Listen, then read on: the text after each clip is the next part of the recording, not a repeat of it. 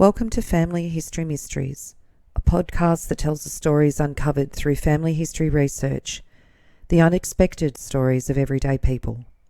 I am an avid family historian who has been compiling my family tree for over 15 years, with nearly 20,000 people recorded in my trees. And please put a review on my podcast. That will certainly help in getting the word out there and creating more listenership.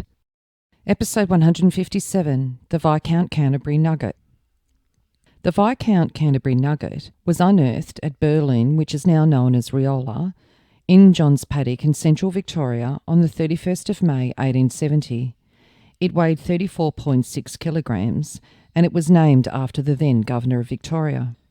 Solomon Schlossman hired Frank Gallagher, a local miner, to work the claim. Gallagher was paid £1 a week, plus 50% of any gold found. Gallagher in turn hired Dominic Rendish as his sidekick at a rate of 12 shillings and a half of Gallagher's share. Gallagher and Rendish worked the claim for several months, but in early May 1870, after finding nothing of note, Rendish quit. Reluctantly, Gallagher terminated his agreement with Schlossman, leaving Schlossman and a man named Davis to work the claim themselves. The Viscount Canterbury was, in fact, the 10th largest gold nugget found in the world. It was listed in a 1913 geological survey as the 9th largest found on the Victorian goldfields. It was assayed at being worth £4,482, very big money in 1870. In the Illustrated Australian News for Home Readers, on the 13th of August 1870, it records the find. The Viscount Canterbury Nugget. This beautiful mass of precious metal was unearthed on the 31st of May in a claim known as John's Paddock at Berlin in the Korong division of the Maryborough mining district. It was unearthed by two miners named Solomon Schlossman and John Davis.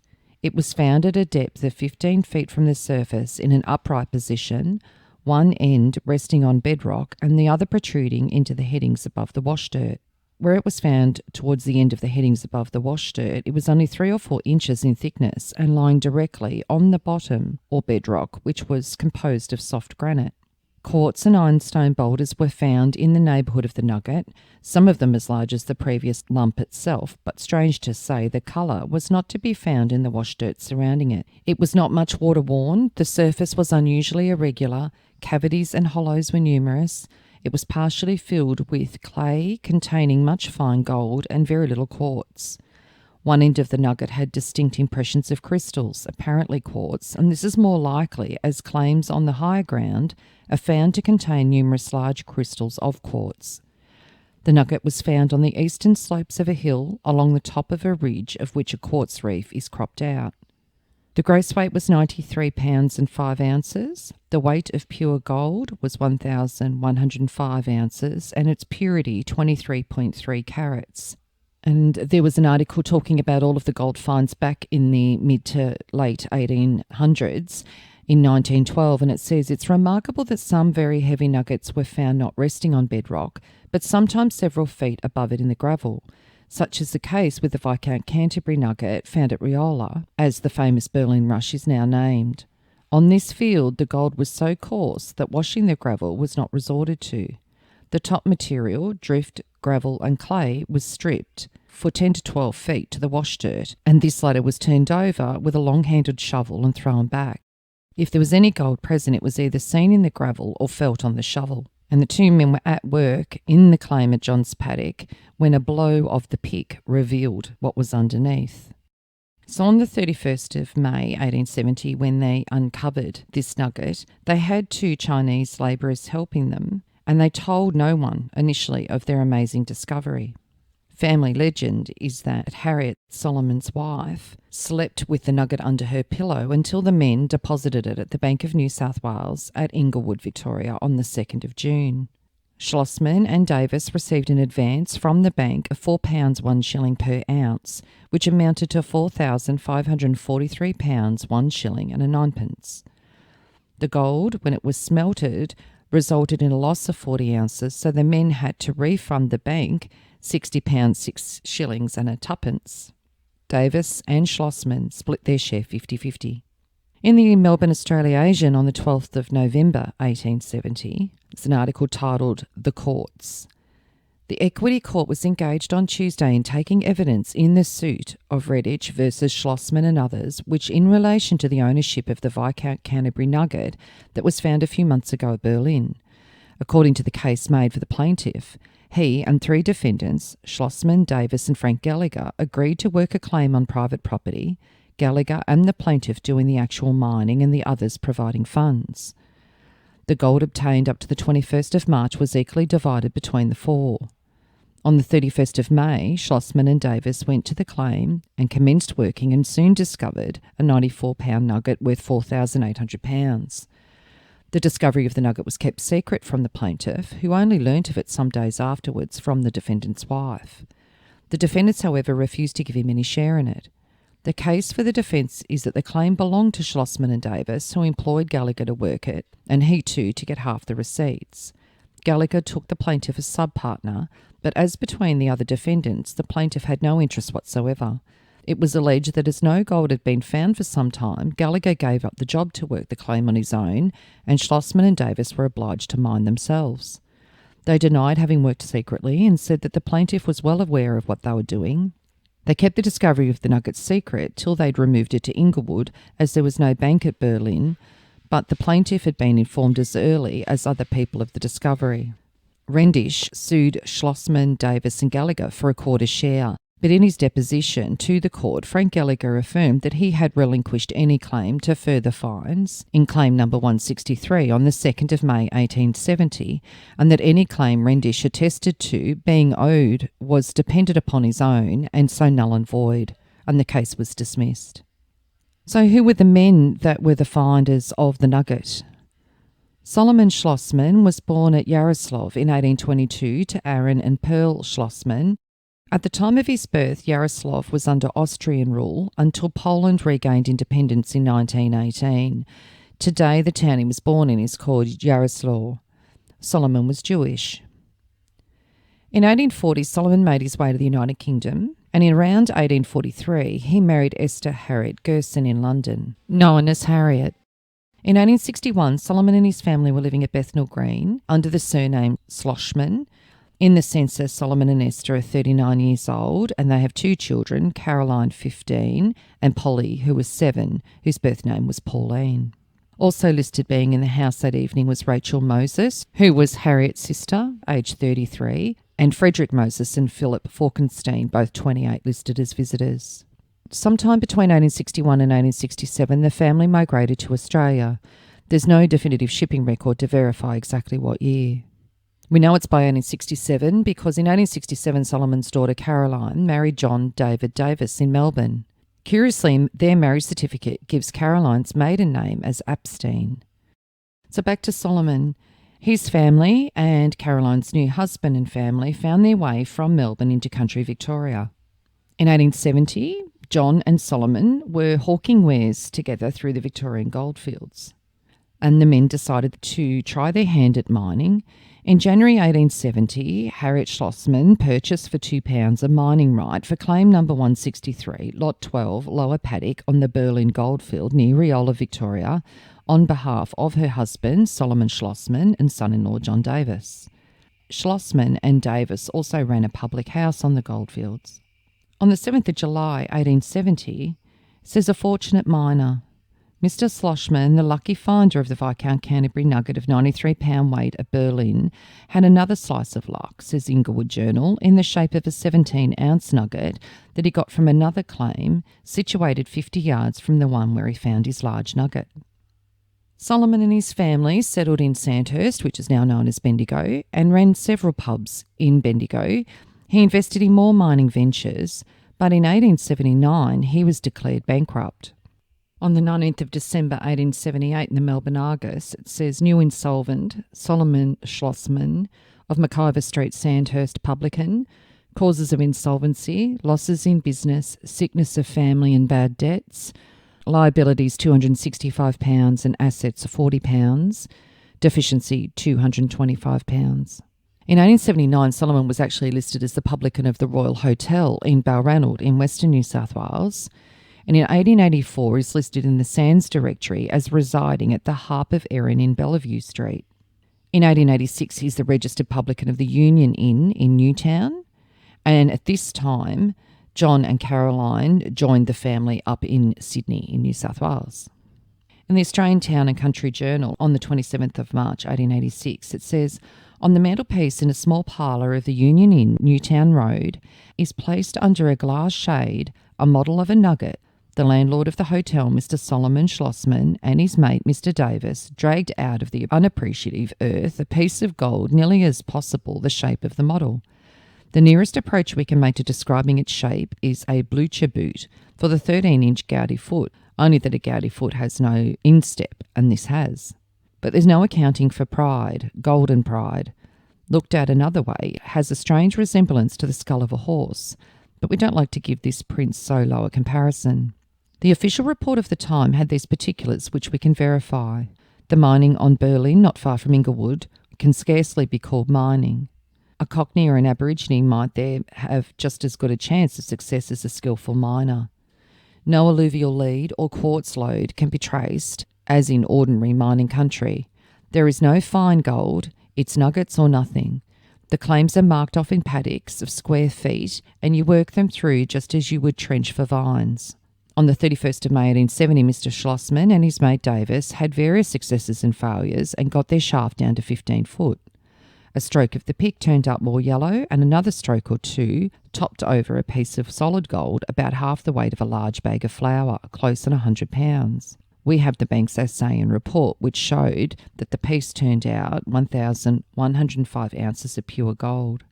So it seems that Solomon's showing off his model of the nugget in his pub to try and gather more business. In 1889, Solomon changes careers again and he becomes a kosher butcher in partnership with John, and they worked and resided at 69 Liverpool Street in Sydney. Solomon's wife, Harriet Esther, died in 1892, and in the following year he married 53-year-old Rachel Shayer in Melbourne. Solomon was 71 at this point. Rachel was German. She was 43. Solomon closed the butchery business after John Davis's sudden death in 1893. In 1894, he and Rachel travelled to Western Australia aboard the Bullera, and they settled in the mining town of Coolgardie. Solomon's younger daughter, Pauline, lived there with her second husband, Edwin Sharp. Solomon and his son-in-law Edwin ran the Vienna Cafe on Bailey Street on the Great Eastern Highway until Solomon's death on the 3rd of April 1895. There was a small article outlining his death. Mr. Solomon Schlossman, it says, the discoverer of the Viscount of Canterbury Nugget, which caused so much sensation years ago in Victoria, has lately died at Coolgardie. Rachel passed away a little over a year later in September 1896, and they're both buried at Coolgardie. So Solomon and Harriet's children, the firstborn Caroline was born at St Hull, Yorkshire, England in 1846, and she was John David Davis's wife. In 1867, Caroline married John David Davis in Melbourne. Curiously, their marriage certificate gives Caroline's maiden name as Epstein. Other family trees have Caroline and John marrying on the 9th of June 1867 at St John the Baptist Church at Shoreditch, London. John had been born in 1845 in central Poland. After the nugget find, John moved to Echuca with his wife Caroline and their young family in around 1876. They ran a vegetable shop, then a fish shop. And in 1886, John and Caroline moved to New South Wales to join Solomon and Harriet. 3 years after their arrival, John and Solomon were partners in the butchery, and then John died in June 1893. It says a dealer named John Davis, whose card bore the address Cleveland Street, Redfern, was talking to a man in front of Stone's Hotel, Granville, on Monday evening when he suddenly fell down and died 2 minutes later. Davis was a stout, elderly man, and his death was attributed to heart disease. It's a peculiar fact that the deceased was conversing on the subject of the lamentable end of young Lackey of Smithfield just before he expired. And another article, the coroner's inquest, sudden death at Granville, a man drops dead. The district coroner held an inquest at the Vauxhall Hotel in Granville on Tuesday afternoon into the circumstances surrounding the death of a man named John Davis, who died suddenly on the previous afternoon. Solomon Schlossman, a butcher residing at Liverpool Street, Sydney, said the body just viewed by the jury was that of his son-in-law, a hawker, 48 years of age, of Redfern. He had no property and he left a wife and family of 8 children, 6 of whom were under 17, unprovided for. The witness last saw him sometime last week. He was a strong man but often complained of pains in his chest and difficulty in breathing, though he always refused to consult a doctor. Thomas Smith said that he was a blacksmith employed by Mr. Lawson of Sydney Road, Granville. The witness was at work on Monday afternoon a little before 2 o'clock when the deceased came down the road from Parramatta, leading a horse and cart along. No one was with him, and he said to the witness, "Hello, are you working here?" The witness replied, "Yes." The deceased said, "It's very sad about Charles Lucky's death," and the witness said, "Yes." The deceased said, "I don't feel well at all," and then added, "By God," and then went away leading his horse. When he got a little way off, he stopped. He turned around, shook his head, tapped his chest, and then he turned around to go on, but had only gone a few steps when he fell down. Thomas Smith ran up to him, picked the deceased up, took his collar off and loosened his shirt. He was gasping for breath. In company with another man, he carried him to the Vauxhall Hotel and sent for the doctor. Dr. Lyons came a few minutes after. However, John Davis had died. The witness had known John Davis casually for the last 4 years and had often seen him with his cart. The government medical officer said that he found him to be a well-nourished man, about 43, with no marks of violence on him. After hearing of his previous illness and the circumstances connected with his death, he was of the opinion that the deceased had died from disease of the heart. And Caroline lived on to the 7th of September 1922, and she died in Waverley, New South Wales, aged 76. Their children, their firstborn was Catherine Davis, known as Kit, and she was born on the 2nd of March 1868 in Melbourne, and she died on the 22nd of June 1914 in Bondi, New South Wales, aged only 46. She did not marry. The second child was Israel David. He was known as Izzy or Isidore, and he was born on the 2nd of August 1869 in Melbourne. He married Christina Charlotte Robson in Sydney on the 30th of October 1895 when he was 26 and Christina 30. They had 3 sons. Izzy enlisted in World War I on the 28th of May 1917 in Perth, Western Australia, in the Tunnelling Company. He said he was 45. In fact, he was 48, and the medical board did state that he looked older than he claimed, and he listed himself as a minor on the military papers. He was discharged in September 1917 as being medically unfit, and on his medical history he stated that he'd been a boilermaker and a publican. On the 30th of January 1906 in the Kalgoorlie Western Argus it says, "Accused committed for trial on a charge of stealing." And it talks about a man, Angus Taylor, who stood charged with the theft of a betting ticket valued at £11, the property of John Hurley. And as part of this case, it has Isidore Davis as one of the witnesses, and it says, "Isidore Davis, bookmaker, Kalgoorlie." On the 31st of January 1915, there was an advertisement for the Victoria Hotel in Coolgardie. "Selected commercial travellers' house. Please note, this residential hotel has been thoroughly renovated, a first-class cook has been engaged, and visitors will be made comfortable. The best of wine, beers, spirits, liqueurs and cigars only stocked. Motor parties especially catered for, with a dressing room for ladies. Isidore Davis, proprietor." And 2 years later, an application for a transfer. I, Isidore Davis, being the licensee of the Victoria Hotel at Coolgardie, make an application for the transfer of rights to Hugh Jones of Coolgardie. So he sells the pub. And then only 3.5 years later, Isidore dies on the 10th of August 1919 in Perth, Western Australia, aged only 50. And Christine died in 1945 in Western Australia. And their children, Dave, who was known as Dick, Eric and Cecil, and their son Eric had predeceased his mother. It says, "Miner killed, fall down winds at Wiluna. While working in a winds on the 1,200-foot level at the Happy Jack, one of Wiluna Mines' northern leases, at 2:30 a.m. today, Eric Paul Davis, 39, a miner, married, was killed instantly. He was working with Frank Gould, sinking the winds, and was operating a hoist. Gould was standing in the crosscut about 30 foot from the bottom, watching for timber to be lowered in the kibble. He heard a cry and then saw a mass of Venetian canvas piping and Davis falling down the winds.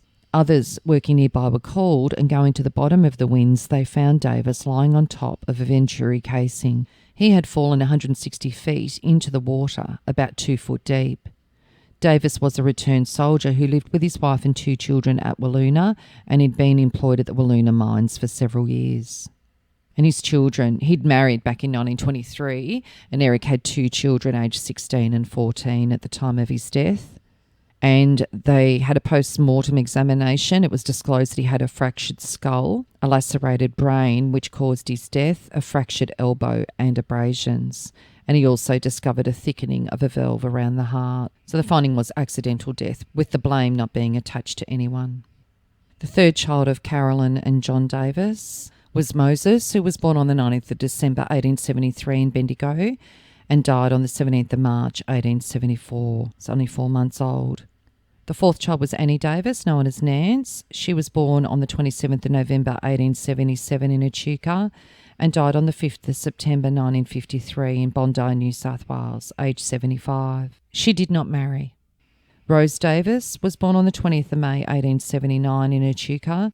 She married David Henry Davis on the 2nd of December 1914 in Sydney when she was 35 and David 32.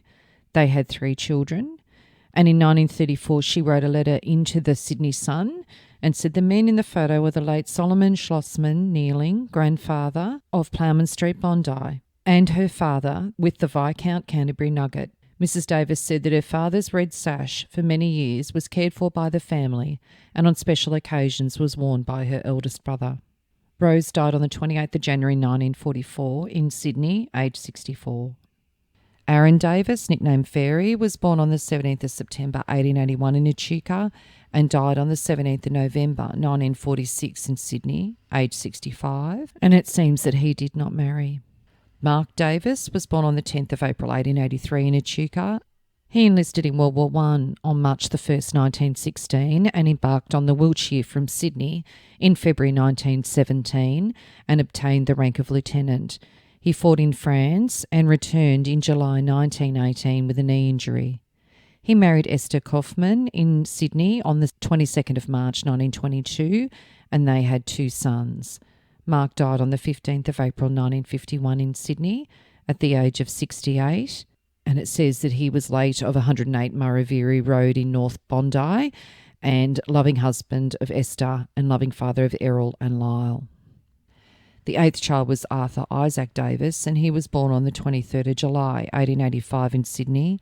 He married Jane Sarah Rothbaum Myers, known as Sadie, on the 8th of July 1914 in Sydney. They had a daughter, Elwyn, in December 1916, and Arthur died on the 1st of September 1940 in Sydney, aged 55. And the 9th child, Ernestine Pearl Davis, known as Essie, was born on the 6th of July 1891 in Chippendale, New South Wales. She married Henry Isaac Rothbaum on the 14th of May 1914 in Sydney when she was 22 and Henry 30. They had a son, Geoffrey, in 1915. And died on the 26th of December 1971 at Lewisham, New South Wales, aged 80. The second child of Solomon and Harriet Schlossman was Pauline, known as Polly, and she was born in 1854 at Bethnal Green in England. She married Samuel Casca in Victoria on the 18th of September 1878. They had 2 daughters, Marion and Rose. Neither of them survived into childhood. The wedding, outlined on the 21st of September 1878, says Jewish wedding. An interesting ceremony took place Wednesday afternoon at Sandhurst when the marriage of Mr. Samuel Casca and Miss Schlossman was celebrated at the Jewish synagogue. 2 years later, Samuel Casca was listed with an insolvent estate with a quantity of jewellery and opera glasses to be sold. In May 1880 and October 1880, Samuel was listed as a hawker living in Balranald, New South Wales, and he was there also declared insolvent. He'd also been found insolvent back in 1872, so 6 years before his marriage. And it says Samuel Casca of Sandhurst, peddler. Cause of insolvency, a quantity of jewellery to the value of £140 having been stolen from him and loss of business. Liabilities, £252. Assets, £8, a deficiency of £244.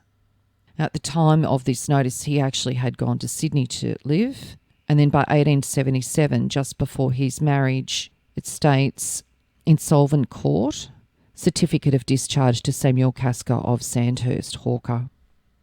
In 1882, Samuel applied for an auctioneer's licence in New South Wales. However, he was declared insolvent as a shopkeeper in Goulburn, New South Wales in June 1882, again insolvent in May 1883, and then in April 1884.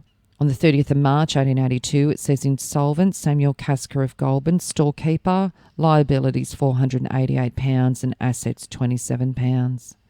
And on the 30th of May 1882, it says in the matter of Samuel Casca, that G. Russell said that he was engaged by Casca in a hairdressing business at Goulburn.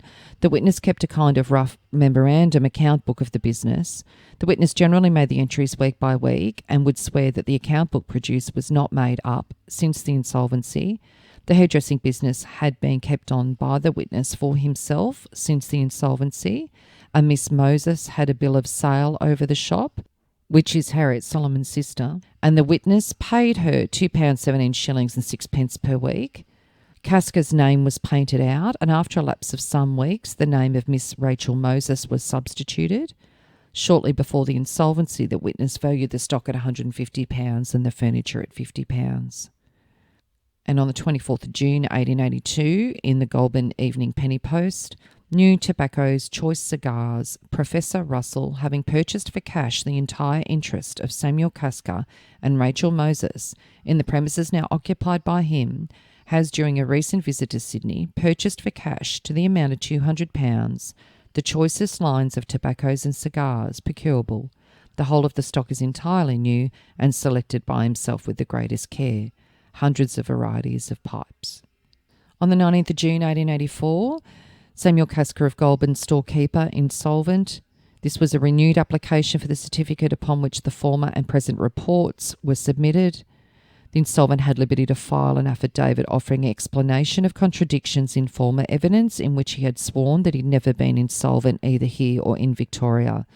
His Honour, after hearing the evidence, summed the case up carefully and gave judgment that the certificate should be refused, marking that the abstention of the insolvent to file any affidavit to rebut what the official assignee had reported corroborated all the facts of the case and led him to the conclusion that deliberate concealment and fraud has both been intended and carried out.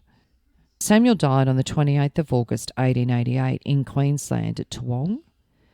Pauline then married Edwin Elias Sharp in Fremantle, Western Australia in 1894. On the 12th of August 1895, there was a small article in the Coolgardie Golden Age. A second robbery was perpetrated on Saturday evening when a hole was cut in the canvas of the Vienna Cafe in Bailey Street and a bag stolen belonging to the proprietor, Mr. Elwyn Sharp, that contained £40 and a quantity of jewellery. And then on the 14th of May 1897, notice of a dissolution of partnership between Edwin Sharp and Isidore Davis under the firm Sharp and Davis at Kalgoorlie in the trade of hairdressers and tobacconists was this day dissolved by mutual consent. Isidore Davis will pay all the liabilities of the late firm. Pauline died in December 1918 in Perth, Western Australia, aged 64. There was a notice after her death saying Mr. and Mrs. J. Davis desire to thank all kind friends for their letters and telegrams of sympathy, to the nursing staff of the Perth Public Hospital for their attention, and the Cherraquincha and Birth Hebrew Ladies Benevolent Society for their work in connection with the illness and death of their dear aunt, Mrs. Pauline Sharp of Kalgoorlie. So I hope you enjoyed the story of the Viscount Canterbury Nugget. If you are interested in sharing your story on my podcast Family History Mysteries, please go to my Facebook page and send me a message. If you would like some assistance in filling in the gaps in your family tree to see what mysteries you solve, please get in touch. And don't forget you can have early access to episodes by subscribing, and you'll also gain access to bonus episodes.